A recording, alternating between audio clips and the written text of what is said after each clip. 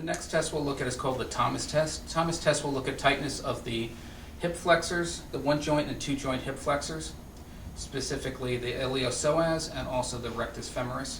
With this, we'll have the patient seated on the end of the table, fairly far out, and then she will lie back and bring her knees to her chest. Come on back.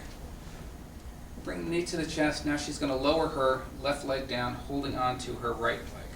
Now, typically what will happen in this case with her thigh is down on the table.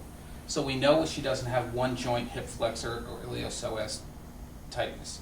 If she did have tightness at the iliopsoas, the thigh would be off the table.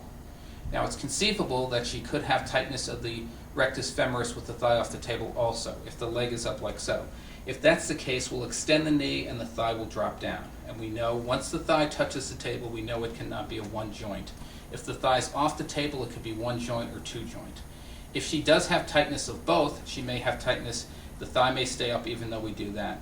If it turns out her thigh's down and the leg's up, if it drops down to about 80 or 90 degrees, she doesn't have tightness. If it comes up to 70 degrees or higher, it's showing tightness of the two joint, the rectus femoris tendon. Again, if it turns out the thigh's up like this, we can't tell if it's one or two joint.